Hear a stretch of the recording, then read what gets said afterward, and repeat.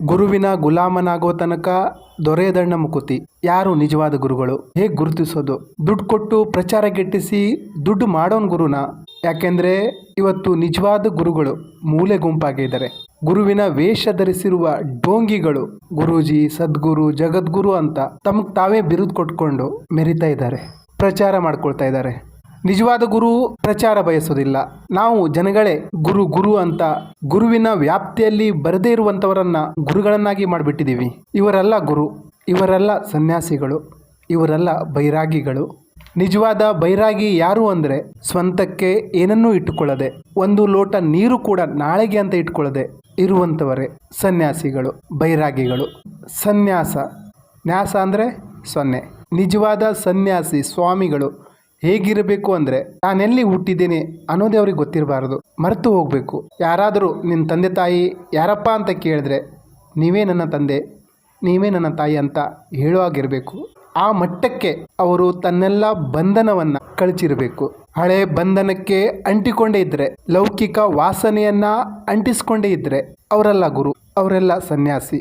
ಶುದ್ಧವಾದ ಭಾವನೆ ಇದ್ದು ಏನನ್ನೂ ಬಯಸಬಾರ್ದು, ಎಲ್ಲ ಲೌಕಿಕ ಆಸೆಗಳನ್ನು ಕಸದ ರೀತಿ ಕಾಣಬೇಕು. ಅವರು ನಿಜವಾದ ಗುರು. ನಮಗಾಗಿ ಏನನ್ನೂ ಮಾಡಿಕೊಳ್ಳದೆ ಸ್ವಂತಿಕೆ ಸ್ವಲ್ಪ, ದೇಶಕ್ಕೆ ಸರ್ವಸ್ವ ಅನ್ನೋ ಮಟ್ಟದಲ್ಲಿ ಬದುಕಬೇಕು. ಯಾವುದೇ ಸ್ವಾರ್ಥ ಇರಬಾರ್ದು. ಅವರು ಗುರು.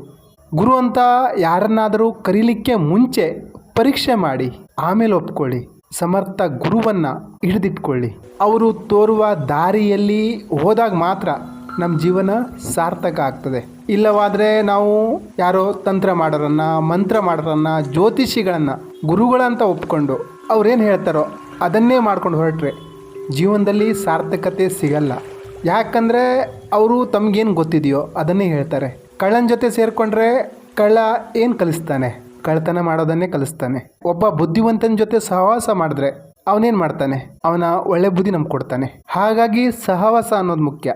ನಾವು ಯಾರ ಜೊತೆ ಸೇರ್ತೀವೋ ಬಹುಶಃ ನಾವು ಅದೇ ರೀತಿ ಆಗ್ತೀವಿ. ಹಾಗಾಗಿ ಸಮರ್ಥ ಗುರುವನ್ನು ನಾವು ಗುರುತಿಸಬೇಕು.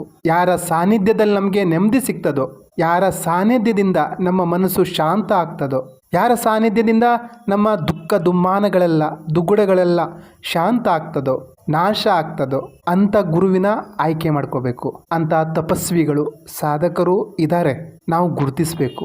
ನಾವು ಅಂಥ ತಪಸ್ವಿಗಳನ್ನು, ಅಂಥ ಗುರುಗಳನ್ನು ಹುಡುಕಬೇಕೇ ಹೊರತು ನಮ್ಮ ಹತ್ರ ಬಂದರೆ ಕಷ್ಟ ಪರಿಹಾರ ಮಾಡ್ತೀವಿ, ಇಷ್ಟು ದುಡ್ಡು ಕೊಡಿ ಅಂತ ಬೊಗಳೆ ಬಿಡುವ ಗುರುಗಳನ್ನಲ್ಲ. ಇವತ್ತು ಫೇಸ್ಬುಕ್ಕು, ಯೂಟ್ಯೂಬಲ್ಲಿ, ಟಿ ವಿಯಲ್ಲೆಲ್ಲ ಇಂಥ ಗುರುಗಳ ಕಾಟ ಜಾಸ್ತಿ ಆಗಿದೆ. ನಮ್ಮ ಹತ್ರ ಬನ್ನಿ ಕಷ್ಟ ಪರಿಹಾರ ಮಾಡ್ತೀವಿ ಅಂತ ನೊಂದ ಜನರ ಭಾವನೆಗಳ ಜೊತೆ ಆಟ ಆಡ್ತಾ ಇದ್ದಾರೆ. ನೊಂದು ಬೆಂದು ಹೋಗಿರುವ ಜನರ ಮನಸ್ಸಿನಲ್ಲಿ ಆಸೆಯ ಭಾವ ಹುಟ್ಟಿಸಿ ಇನ್ನು ನಿರಾಸೆಯ ಕೂಪಕ್ಕೆ ದೂಡ್ತಾ ಇದ್ದಾರೆ. ಹಳ್ಳದಲ್ಲಿ ಬಿದ್ದವರನ್ನು ಇನ್ನೂ ಪಾತಾಳಕ್ಕೆ ದೂಡ್ತಾ ಇದ್ದಾರೆ. ಭಯಭೀತರಾಗಿರುವವರನ್ನ ಮತ್ತೆ ಭಯ ಬೀಳಿಸ್ತಾ ಇದ್ದಾರೆ. ಇನ್ನು ಇನ್ಫ್ಲೂಯೆನ್ಸರ್ಗಳು ಸಹ ಸ್ವಲ್ಪ ಹಣದ ಆಸೆಗಾಗಿ ಇಂಥ ಗುರುಗಳನ್ನು, ಆಶ್ರಮನ, ಡೋಂಗಿ ಬಾಬಾಗಳನ್ನು, ಡೋಂಗಿ ಗುರುಜಿಗಳನ್ನು ಪ್ರಮೋಟ್ ಮಾಡ್ತಾ ಇದ್ದಾರೆ. ಇವರನ್ನು ನಂಬ್ಕೊಂಡಂಥ ಸಬ್ಸ್ಕ್ರೈಬರ್, ಫಾಲೋವರ್ಸ್ ಹೋಗಿ ಇನ್ನೂ ಕಷ್ಟದಲ್ಲಿ ಸಿಕ್ಕಾಕೋತಾ ಇದ್ದಾರೆ. ಕರ್ಮ ಯಾರನ್ನೂ ಬಿಡಲ್ಲ, ಅವರು ಅನುಭವಿಸ್ತಾರೆ. ಆದರೆ ಅವರನ್ನು ನಂಬ್ಕೊಂಡು ಹೋಗಿ ನಾವು ಅನುಭವಿಸ್ಬೇಕಾಗ್ತದೆ. ಹಾಗಾಗಿ ಗುರುವಿನ ಆಯ್ಕೆಯಲ್ಲಿ ಎಚ್ಚರ ಇರಬೇಕು. ಸಮಾಜನ ಎಚ್ಚರಿಸಬೇಕಾದಂಥವರು, ಸಮಾಜನ ತಿದ್ದಬೇಕಾದಂಥವರು ಸ್ವಲ್ಪ ಜಾಗ್ರತೆ ವಹಿಸಬೇಕಾಗಿದೆ. ಸಮಾಜನ ತಾವು ಯಾವ ಕಡೆ ಕರ್ಕೊಂಡು ಹೋಗ್ತಾ ಇದ್ದೀವಿ ಅನ್ನೋದನ್ನು ಪ್ರಶ್ನೆ ಮಾಡ್ಕೊಳ್ಬೇಕಾಗಿದೆ. ನಿಜವಾದ ಗುರುತ್ವ ಅಂದರೆ ಏನು? ಭಗವಂತ ನಿಜವಾಗಿ ಎಲ್ಲಿರ್ತಾನೆ? ರೀಲ್ಸ್ ಮಾಡುವವರು, ಯೂಟ್ಯೂಬಲ್ಲಿ ಬಂದು ಭಾಷಣ ಮಾಡುವಂಥವರು ಗುರುಗಳು ಫೇಸ್ಬುಕ್ಕಲ್ಲಿ, ಯೂಟ್ಯೂಬಲ್ಲಿ ಲೈವಲ್ಲಿ ಬರ್ತಾರಾ? ಟಿ ವಿಯಲ್ಲಿ ಬರ್ತಾರಾ? ಗುರುಗಳ ಕೆಲಸ ಟಿ ವಿಯಲ್ಲಿ ಬರೋದಾ? ಪ್ರಚಾರ ಮಾಡ್ಕೊಳ್ಳೋದಾ? ನಿಜವಾದ ಗುರುಗಳು ಪ್ರಚಾರ ಬಯಸೋದಿಲ್ಲ. ಅವರು ಸಮಾಜದ ಉದ್ಧಾರಕ್ಕಾಗಿರ್ತಾರೆ. ಹಿಂದಿನ ಸಾಧು ಸಂತರು, ತಪಸ್ವಿಗಳು ಅವರ ವಿವೇಚನಕ್ಕೆ ಏನು ಬರ್ತದೋ ಅದ್ರ ಮುಖಾಂತರ ಅವರು ಯಾರಿಗೆ ದರ್ಶನ ಕೊಡಬೇಕು ಅವ್ರಿಗೆ ಕೊಡ್ತಾ ಇದ್ರು. ನಿಮ್ಗೆ ಯಾರು ಗುರು ಸಿಕ್ಕಿಲ್ಲ ಅಂದರೆ ನಿಮ್ಮ ಮನೆ ದೇವರನ್ನು, ನಿಮ್ಮ ಕುಲದೇವರನ್ನು, ನಿಮ್ಮ ಇಷ್ಟದ ದೇವರನ್ನು ಗುರುಗಳನ್ನಾಗಿ ಸ್ವೀಕರಿಸಿ ಸ್ಮರಣೆ ಮಾಡಿ.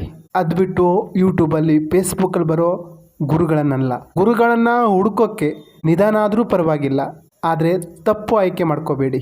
ಇವತ್ತಿನ ದಿನದಲ್ಲಿ ಯಾರು ನಿಜವಾದ ಗುರು, ಯಾರು ಡೋಂಗಿ ಗುರು ಅನ್ನೋದು ನಿರ್ಧಾರ ಮಾಡೋದು ಸಹ ಕಷ್ಟ ಆಗಿಬಿಟ್ಟಿದೆ. ಧರ್ಮದ ಹೆಸರಿನಲ್ಲಿ ಮೋಸ ನಡೀತಾ ಇದೆ. ನಾವು ಯಾವ ಗುರುವಿನ ಶಿಷ್ಯರು, ಯಾವ ಗುರುವಿನ ಭಕ್ತರು ಅನ್ನೋದನ್ನು ನಾವು ಒಂದ್ಸಲ ಪ್ರಶ್ನೆ ಮಾಡ್ಕೊಳ್ಬೇಕಾಗಿದೆ. ಯಾಕಂದರೆ ಭಕ್ತರಿಗೆ ಭಗವಂತನ, ಪ್ರಿಯಕರನಿಗೆ ಪ್ರಿಯತಮೆಯ, ಶಿಷ್ಯರಿಗೆ ತನ್ನ ಗುರುವಿನ ಅವಗುಣಗಳು ಕಾಣಿಸಲ್ಲ. ಯಾಕಂದರೆ ಮೋಹ ಆವರಿಸ್ಕೊಂಡಿರ್ತದೆ. ಒಂದ್ಸಲ ಶಾಂತವಾಗಿ ಯೋಚನೆ ಮಾಡಿದ್ರೆ, ವಿವೇಕದಿಂದ, ಅರಿವಿನಿಂದ ಮನನ ಮಾಡಿದ್ರೆ ನಮಗೆ ಅರ್ಥ ಆಗ್ತದೆ ನಾವು ಯಾವ ಮಾನ್ಯತೆಯಲ್ಲಿ ಸಿಕ್ಕಾಕೊಂಡಿದ್ದೀವಿ ಅಂತ.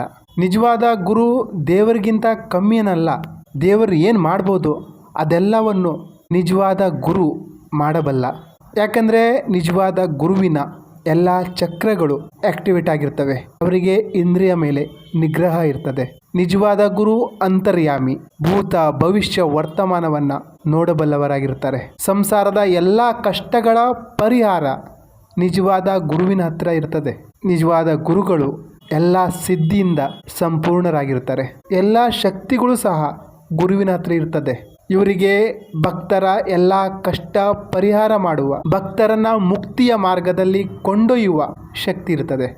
ಅದನ್ನೇ ಗುರುವಿನ ಗುಲಾಮನಾಗುವ ತನಕ ದೊರೆಯದಣ್ಣ ಮುಕುತಿ ಅಂದಿರೋದು. ಅಂಥ ಗುರುಗಳಿಗೆ ಸಂಬಂಧಪಟ್ಟ ವಾಕ್ಯ ಇದಾಗಿದೆಯೇ ಹೊರತು ಈಗಿನ ಗುರುಗಳಿಗೆ ಸಂಬಂಧಪಟ್ಟ ವಾಕ್ಯ ಅಲ್ಲ.